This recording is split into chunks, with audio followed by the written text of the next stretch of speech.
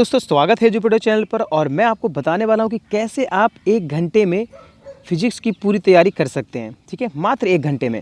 और ये कोई ट्रिक व्रिक नहीं है, मैं कुछ ऐसे क्वेश्चंस आपको बताने वाला हूं जिससे आप सिक्योर हो जाएंगे कि आप फेल नहीं होने वाले हैं। ठीक है, क्योंकि मैंने इससे पहले केमिस्ट्री में आपको कुछ टॉपिक दिए हैं, जब आप एग्ज़ाम देंगे तो आपको खुद लगेगा ऐसा कि हाँ बिल्कुल सर ने सही गाइड किया था, सही डायरेक्शन दी थी। तो ऐसे ही मैं आपको जो है कि फिजिक्स में ही बताने वाला हूँ। तो फिजिक्स में जो है कि हम शुरू करने वाले हैं 11 चैप्टर से। ठीक है, हालांकि ये फिजिक्स का नहीं है फिर भी, क्योंकि इसमें फिजिक्स लगती है इसीलिए। तो सबसे पहले तो ये कि इसको तो आप जरूर कर लीजिएगा, मैं बता चुका हूँ ऑलरेडी, तो मैंने इसके लिए नहीं बताया, बता रहा हूँ, ये बता रहा हूँ। ये फिजिक्स का ही पार्ट है। ठीक है, कौन सा लेंस किस में लगता है, निकट दृष्टि दोष और दीर्घ दृष्टि दोष दोनों कर लीजिएगा यहाँ पे। ठीक है ना, ये दोनों जरूर कर लीजिएगा, एक जरूर आएगा बस। चलिए, इसमें यही था। और उसके बाद जो है घटनाएँ जो है इसमें, प्रिज्म के सारे एंगल याद कर लीजिएगा। एंगल मतलब प्रिज्म कोण, ठीक है, एंगल आई, एंगल आर। ठीक है, तो ये तीनों एंगल आप याद कर लीजिएगा, बहुत ज़रूरी है।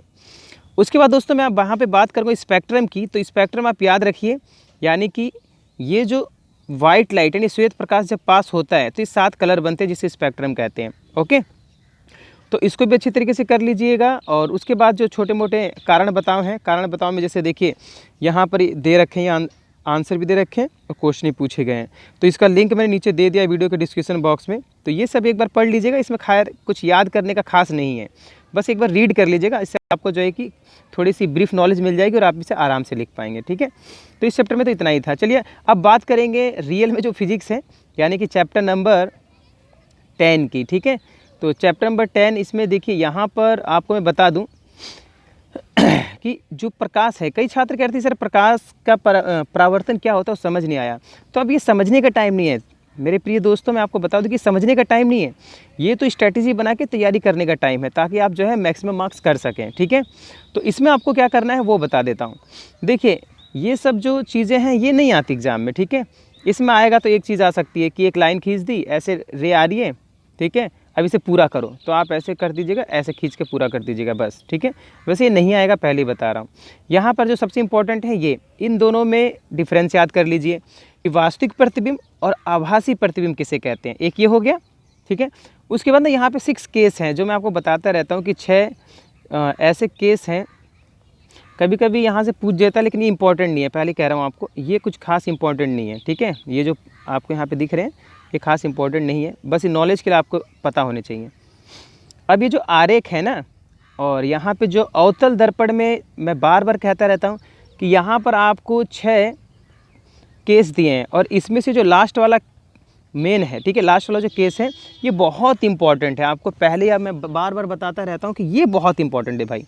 ठीक है, अगर 10 प्रश्न पूछे जाते हैं, 10 बार प्रश्न पूछा जाता है, ठीक है ना, इन 6 फिगर्स में, तो ये कम से कम 9 बार आता है। ठीक है, एक ही बार ऐसा होगा कि ये ना आए। ठीक है, क्यों? तो इसको याद कर लीजिएगा, क्योंकि इसमें सीधा प्रतिबिंब बनता है, बाकी में ना उल्टा बनता है, देखिए, और इसमें सीधा बनता है छठे केस में। तो इसीलिए इसको जो है बहुत ज़्यादा इस्तेमाल किया जाता है और पूछा भी जाता है ज़्यादा। ठीक है, आई होप कि आप समझ गए होंगे। और इसके बाद जो है इनके डायग्राम आपको अच्छी तरह से पता होने चाहिए। जैसे यहाँ पर देखिए 6th केस का ये डायग्राम है कि ऑब्जेक्ट हमने सामने रखी, प्रतिबिंब लेकिन पीछे बन रहा है, बड़ा बन रहा है, सीधा बन रहा है। ठीक है, आभासी और सीधा बन रहा है, तो इसको याद कर लीजिएगा। और कहाँ इसका इस्तेमाल करते हैं ये आपको मेरे ख्याल से पता होगा, इसको याद करने की ज़रूरत नहीं है आपको, मेरे हिसाब से आपको पता होगा। नहीं पता है तो ज़रूर एक बार देख लें उसको। फिर दोस्तों दो उत्तल दर्पण की जब बात आती है, तो आपको बता दो उत्तल दर्पण में कुछ याद करने जैसा नहीं है। आप कहीं भी वस्तु को रखेंगे तो उसका प्रतिबिंब हमेशा दर्पण के पीछे बनेगा, छोटा बनेगा। ठीक है, ये फिगर आप यहाँ पे देख लें, सामने अगर हम वस्तु रखेंगे तो हमेशा वस्तु का प्रतिबिंब पीछे बनेगा और छोटा बनेगा। ठीक है, तो बस इसमें कुछ याद करने जैसा नहीं है। अब आते हैं, बात करते हैं साइन परिपाटी की। तो ये आप जानते ही हैं कि कैसे किसको माइनस किसको प्लस लेते हैं। मैंने अलग से 3 वीडियो बना रखी है इसकी न्यूमेरिकल, तो आप वो देख लीजिए, लिंक जो है डिस्क्रिप्शन बॉक्स में नीचे दिया हुआ है। ठीक है, तो देख लीजिएगा। हाँ, एक चीज़ ज़रूर बता दूँ, ये बहुत इंपॉर्टेंट है भाई। यहाँ पे ये मैग्नीफिकेशन जो आवर्धन होता है किसी भी दर्पण का, वो कैसे कैसे होता है ये आपको याद कर लेना है। कि हमेशा उत्तल दर्पण में क्या होगा, m = +1, यानी कि क्योंकि फोकस दूरी पॉजिटिव होती है, यहाँ पर तो m > लेस देन 1 होगा। याद रखना इस बात को, क्योंकि अवतल दर्पण में प्रतिबिंब छोटा बनता है। ठीक है, हमेशा छोटा बनेगा, तो इसीलिए ये m < 1 होगा। और m > 1 किस में होता है, अवतल दर्पण में। क्यों? क्योंकि प्रतिबिंब अधिकतर केसों में, अधिकतर उसमें, लेकिन ऐसा नहीं है कि मतलब सिर्फ उसी में, कहने का मतलब ये है कि क्योंकि छोटा बनता है सिर्फ अवतल दर्पण में, तो इसीलिए अवतल दर्पण में जो प्रतिबिंब होगा वो कैसा होगा, अवतल दर्पण में प्रतिबिंब हमेशा छोटा होगा, तो उसका मैग्नीफिकेशन हमेशा 1 से कम आएगा। ठीक है, आवर्धन जो है 1 से कम आएगा। अवतल दर्पण में दोस्तों तीनों चीज़ें होती हैं, तीनों चीज़ समझ रहे हैं ना, कि 1 के बराबर भी होगा, ज़्यादा भी होगा और कम भी होगा। क्यों? क्योंकि भाई अवतल दर्पण में बड़ा भी बनता है, छोटा भी बनता है, बराबर भी बनता है। ठीक है, तो इसको समझ लीजिएगा, यहाँ से बहुत इंपॉर्टेंट है, पहले कह रहा हूँ। उसके बाद बात करेंगे कि भाई अपवर्तन क्या होता है। तो अपवर्तन की परिभाषा यहाँ से आप देख लीजिए, और मैं बता भी चुका हूँ कि एक माध्यम से दूसरे माध्यम में जब प्रकाश की किरण परावर्तित होती है, एंटर करती है, प्रवेश करती है, तो अपने ओरिजिनल मार्ग से वो बदल जाती है। ठीक है, इसी को हम अपवर्तन कहते हैं। ठीक है, और 2 माध्यम होते हैं, एक प्रकाशिक क्या होगा, एक प्रकाशिक जो है घना माध्यम होगा जिसे हम सघन माध्यम कहते हैं, और एक विरल माध्यम होगा। ठीक है, दोनों लेंस में अंतर कुछ खास नहीं है। ये जो इसके 6 केस हैं, अब मैं आपको बता दूं, जैसे दर्पण में आपने पढ़ा था ना 6 केस, वैसे ही 6 केस यहाँ लेंस में पढ़ने हैं उत्तल लेंस के। ठीक है, उत्तल लेंस मतलब कि कॉन्वेक्स लेंस के बारे में। ठीक है, तो कॉन्वेक्स लेंस के बारे में फिर वही बात कि ये जो छठा केस है ये ज़्यादा आता है, लेकिन इसमें कहीं से भी पूछ सकता है, पहले बता रहा हूँ, इसमें कहीं से भी पूछ सकता है, फिर भी ये 6 केस इसमें भी इंपॉर्टेंट हो जाता है। ठीक है, क्यों? क्योंकि सेम साइड ऑब्जेक्ट रखी जाती है, सेम साइड इमेज बनती है। यहाँ वस्तु रखी है तो इमेज भी इसी तरफ बन गई, बाकी सब में आप देखेंगे इधर इमेज बनती है लेंस के दूसरी तरफ। ठीक है ना, बाकी सब में लेंस के दूसरी तरफ प्रतिबिंब बन रहा है। ठीक है, लेकिन इसमें सेम साइड बनता है, तो इसलिए थोड़ा अलग है तो पूछ लिया जाता है। ठीक है, तो ये तो आपको हो गया लेंस का और इस चैप्टर का मेन। अब लास्ट में इसमें जो एक टॉपिक है वो है पावर। पावर दोस्तों मैं आपको बता रहा हूँ, बिल्कुल सिंपल है, इसमें कुछ करना नहीं है। आपको एक लाइन का आंसर है कि किसी भी लेंस की वह क्षमता जिसके द्वारा वो किसी, ठीक है, जिसके द्वारा वो क्या करता है, प्रकाश की किरण को अभिसारित या अपसरित, यानी कि या तो वो इकट्ठी करेगा एक जगह सारी प्रकाश की किरणों को, ठीक है, लेंस, या फिर वो क्या करेगा, अगर अवतल लेंस होगा तो वो दूर भगाएगा। ठीक है ना, या तो इकट्ठी करेगा या दूर भगाएगा। तो किसी लेंस की अभिसारित या अपसारित करने की क्षमता को हम लेंस की क्षमता या फिर लेंस की शक्ति कहते हैं। इसका जो ये जो है ना, ये ऐसा ही मात्रक जिसे हम डायप्टर कहते हैं, ये कर लीजिएगा आप। और एक चीज़ और बता दूं आपको कि यहाँ पर आपको ये जो फोकस दूरी है, अगर मीटर में दी है तो ठीक है, सीधी इस्तेमाल कीजिए। अगर मीटर में नहीं दिए, सेंटीमीटर में दिए, तब आपको ऊपर 100 लिख लेना चाहिए। क्या लिख लेना चाहिए? 100, बस, और कुछ नहीं। सेंटीमीटर में दिए तो 100 लिख लीजिए, और अगर मीटर में दी है तो जो दिया है फॉर्मूला इसे इस्तेमाल कीजिए। और अगर सेंटीमीटर में दिए तो 100/f लिख लीजिएगा। ठीक है, बस, और कुछ नहीं। तो ये होता है ख़त्म। अब इसके बाद से 12th चैप्टर की ये तो मैंने 11th में आपको बता ही दिया। अब 12th चैप्टर की बात कर लेते हैं। 12th चैप्टर में आपको क्या करना है, तो सबसे इम्पॉर्टेंट जो है इसमें, सबसे इम्पॉर्टेंट वो है ओम्स लॉ, ओम का नियम। देखिए, ये तो कुछ हो ना हो पेपर में ये ज़रूर होगा। ठीक है, तो इसीलिए ओम के नियम को अच्छी तरह से करिए। ये रिलेशन जो है कि अच्छी तरह से करिए आप इसमें। उसके बाद जो है ये रिलेशन करने के बाद आपको क्या करना है इसमें, ये जो डायग्राम है कि जब हम आई और वी का डायग्राम खींचते हैं तो वो हमेशा सीधा आता है, स्ट्रेट है, चाहे यहाँ से शुरू हो, चाहे यहाँ से शुरू हो, चाहे यहाँ से शुरू हो, चाहे यहाँ से शुरू हो, कहीं से भी शुरू हो, वो हमेशा स्ट्रेट लाइन आएगा। कैसा आएगा? Straight line. ठीक है, तो याद रखिए इस बात को कि ओम्स लॉ में जो डायग्राम आता है स्ट्रेट लाइन आता है, सीधा आता है, सरल रेखीय ग्राफ आता है। ओके, इसके बाद से इन सब के ऐसा ही मात्रक मैं आपको बहुत पहले बता चुका हूँ।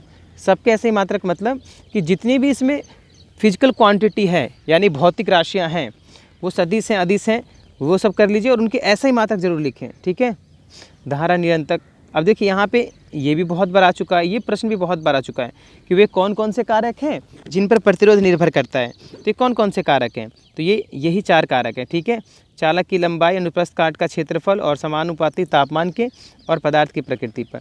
तो ये 2 जो है फॉर्मूले में इस्तेमाल होते हैं, ये जो 2 हैं ये फॉर्मूले में इस्तेमाल होते हैं। कैसे? प्रूफ करने के लिए। ठीक है ना, तो उसे मैंने करवा रखी डेरिवेशन, आप देख लीजिएगा बहुत ही आराम से, इस पर तो 6-7 वीडियो है।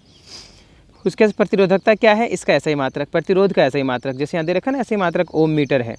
ठीक है, और प्रतिरोधकता के बारे में बता रखा है कि कैसे कैसे जो है कि क्या क्या इसके गुणधर्म है, प्रॉपर्टी है। इसके बाद एक चित्र आपको बनाना आना चाहिए दोस्तों, पहले बता रहा हूँ।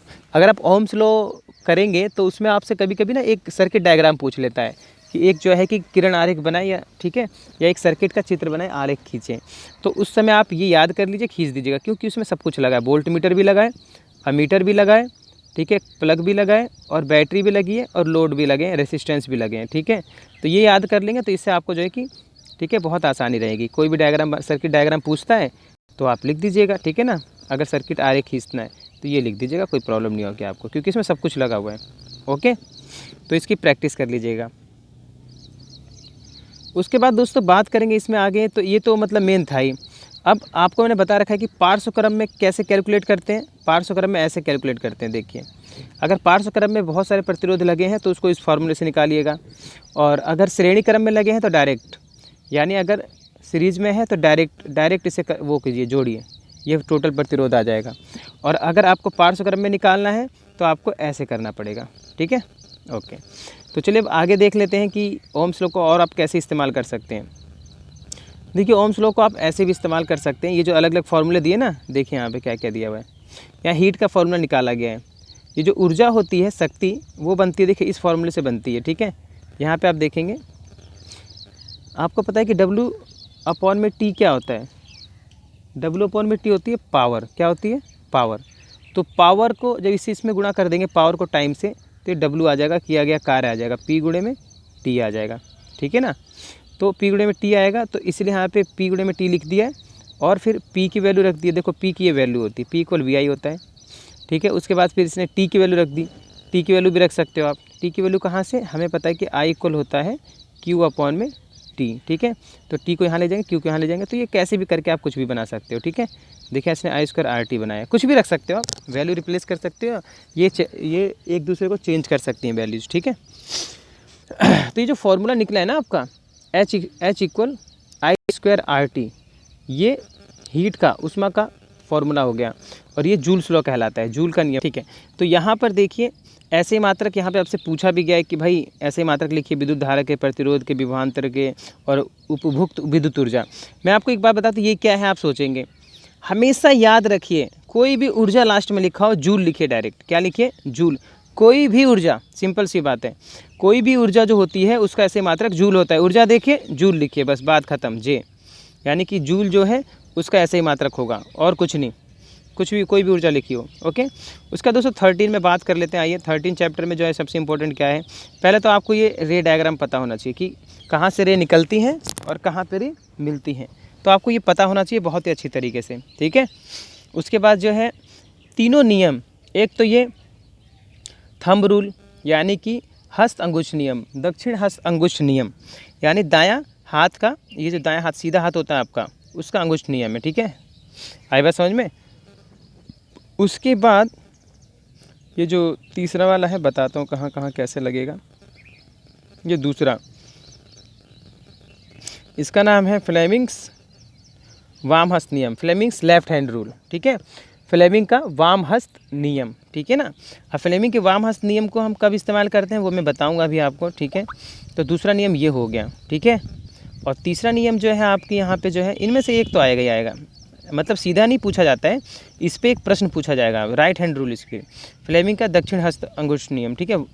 दक्षिण हस्त दायां यानी कि लेफ्ट हैंड रूल है, सॉरी ये लेफ्ट हैंड रूल है। तो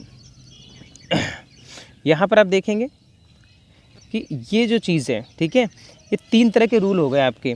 एक तो अंगूठे वाला, वो कब इस्तेमाल करते हैं, और ये दोनों कब इस्तेमाल करते हैं, अभी आपको समझा देता हूँ। आइए पहले ये बता देता हूँ ढंग से आपको। एक बात आपको याद रखनी है कि अगर हमें सिर्फ चुंबकीय धारा या विद्युत धारा, चुंबकीय क्षेत्र या विद्युत धारा के बारे में हमें पता लगाना, देखिए विद्युत धारा और चुंबकीय क्षेत्र, याद रखिए।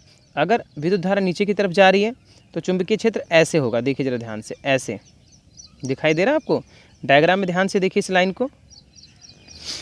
अगर नीचे है तो इस तरह से होगा, इसे बोलते हैं क्लॉकवाइज, घड़ी की सुई की दिशा में चुंबकीय क्षेत्र है, ठीक है। और अगर विद्युत धारा ऊपर की दिशा में होगी तो यही चीज़ ऐसे हो जाएगी, ठीक है।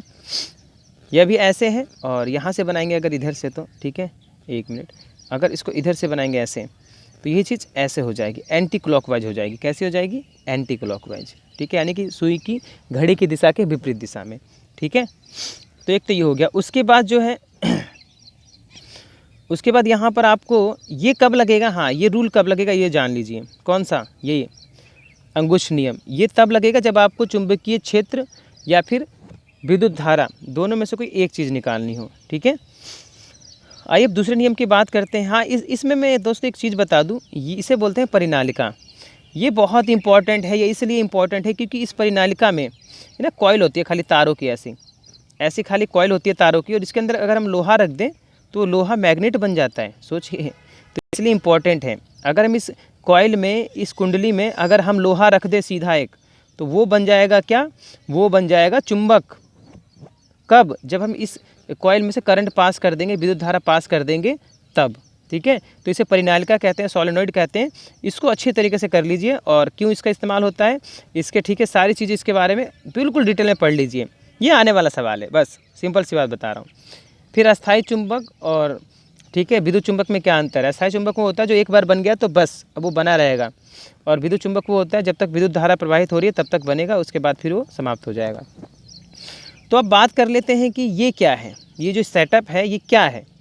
हमारे बच्चों को बड़ी समस्या होती है भाई समझने में इसे, तो मैं आपको साफ साफ बता दूं ज़रा ये है क्या। ये है कि हम एक विद्युत धारावाही चालक को किसी चुंबकीय क्षेत्र में रख रहे हैं।